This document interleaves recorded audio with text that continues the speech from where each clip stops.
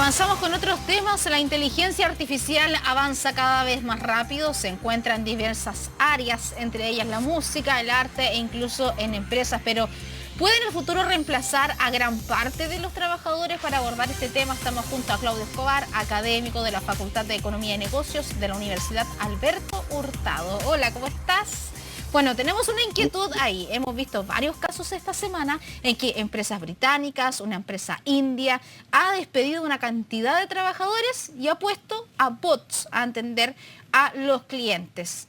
¿Vamos a tener que acostumbrarnos a esto? Hola, sí, mira, la verdad es que es una de las grandes preocupaciones que hemos tenido en el último tiempo.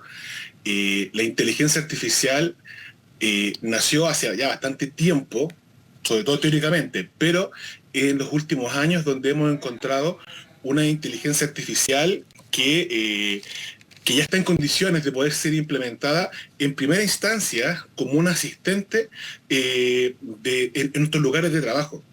Ojo que todavía no estamos en condiciones de poder decir que estamos ante una inteligencia artificial que reemplace el 100% de lo que hace el ser humano. Esa inteligencia artificial, que se le podría conocer como una inteligencia artificial general, que ese es el nombre que se le conoce, es solo teórica, todavía no existe. Pero con lo que existe actualmente podríamos decir que muchas tareas, no el 100% de lo que hace una persona, un cargo en particular, puede ser reemplazado por estas inteligencias artificiales. Entonces estamos en pleno periodo de cambio, un periodo de transición, y claro, cuando ocurre esto, siempre se generan dudas. Entonces ahora es donde estamos pensando y analizando cuáles son aquellas tareas que son automatizables, en base al uso de inteligencia artificial y qué cosas todavía dependen única y exclusivamente del trabajo del ser humano. Estamos en ese periodo exactamente. Estamos como en el medio. Exactamente, estamos en ese periodo. Como te digo, estamos en una etapa donde empezaron a aparecer algunas inteligencias artificiales como ChatGPT, que es una de las más conocidas, pero no es la única, y en este año, en estos 6 meses que ya llevamos de 2023, han ido apareciendo nuevas y prácticamente todas las semanas nuevos sistemas de inteligencia artificiales, algunos de ellos dedicados, por ejemplo, a la generación de textos, otros a la generación de imágenes, otros a la generación de presentaciones.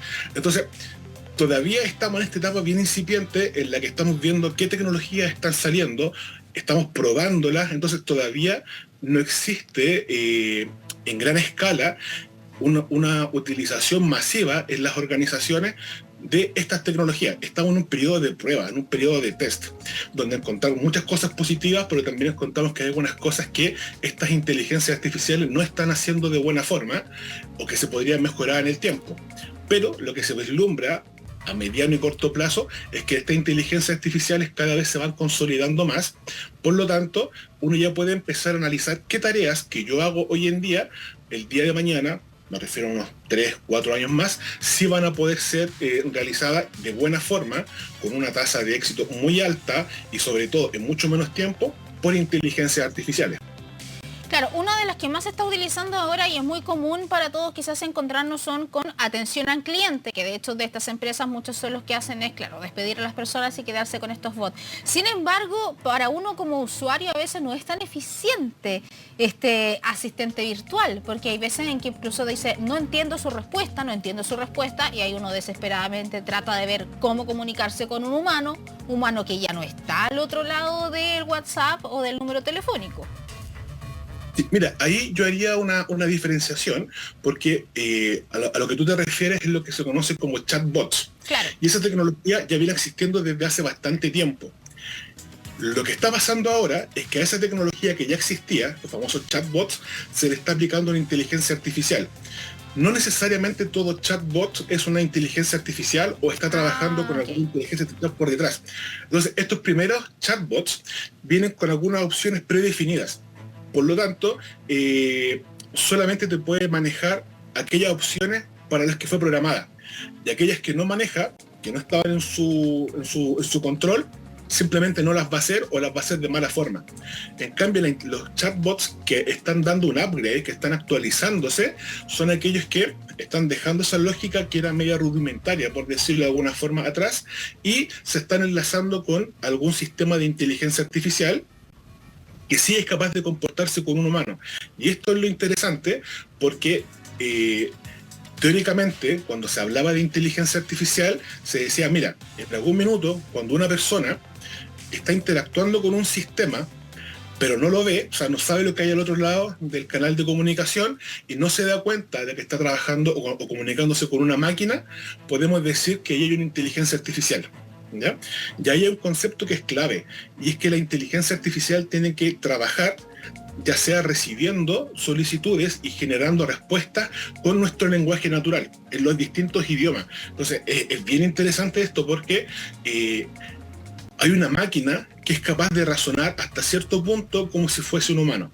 Entonces, ya no es necesario que nosotros, que somos las personas que estamos utilizando estos sistemas de inteligencia artificial, tengamos que codificar con algún lenguaje de programación las instrucciones que queremos darle, sino que con nuestro propio lenguaje con el que trabajamos al día a día, ya sea escribiéndolo en un chat, ya sea hablándolo a través de un micrófono, puedo dar esta instrucción tal como lo hago con cualquier persona. ¿Ya? Entonces estos chatbots que están haciendo esta integración, podríamos decir que están dando este salto que es cuantitativo y también cualitativo para el usuario finalmente, ¿cierto? Porque ni siquiera yo sé qué es lo que está al otro lado. Por lo tanto, no debiese darme cuenta si me está respondiendo un ser humano o si me está respondiendo una máquina. A eso quiere llegar esta tecnología. Y como te digo, esto todavía está en una etapa relativamente incipiente, por lo tanto no son muchas las organizaciones hoy en día que están en esto en producción.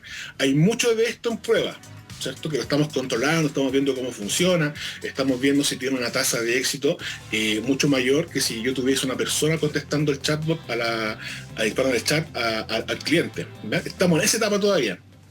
Claudio, bueno, con la revolución industrial pasó algo similar y millones de personas quedaron sin empleo porque finalmente su trabajo lo podía hacer incluso mejor una máquina. En la actualidad, entonces, ¿cuáles podrían ser los trabajos que están más en riesgo?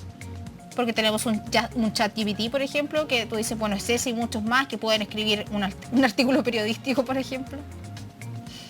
O armar una clase, como es mi caso, ¿cierto? Mira, yo lo que te podría decir es que más que un cargo en particular, son tareas en específico que nosotros realizamos hoy en día, las que se pueden ir automatizando, y ese va a ser el primer cambio. Como tú muy bien señalaste, en la revolución industrial fue un cambio enorme de cómo se venían haciendo las cosas. Hay trabajos que se dejaron de hacer, otros que se crearon nuevas fuentes de trabajo, y algunas, la mayoría, cambió la forma de hacer. Se hacía de una forma y con la revolución industrial se hizo de otra forma. Probablemente acá nos pase lo mismo.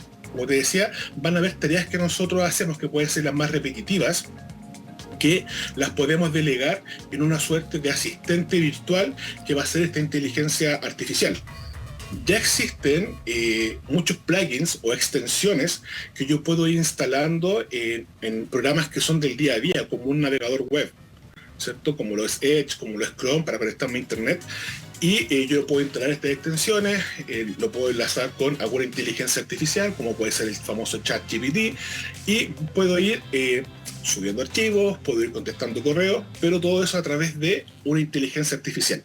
De repente uno no se da cuenta, pero cosas tan simples como redactar una respuesta de un correo electrónico me puede tomar varios minutos para que quede formal, para que quede sin faltas de ortografía, para que tenga, no sé, una intencionalidad que no sea, por ejemplo, un poco agresiva en la respuesta que estoy haciendo, y yo todo eso lo puedo delegar, por ejemplo, a que lo haga una inteligencia artificial.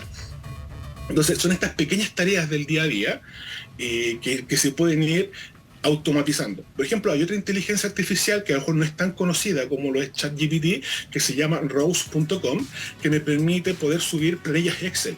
Y a través de una cajita de texto yo puedo preguntar en español, en inglés, en el idioma que sea, que me haga ciertos análisis sobre los datos que están en esa planilla.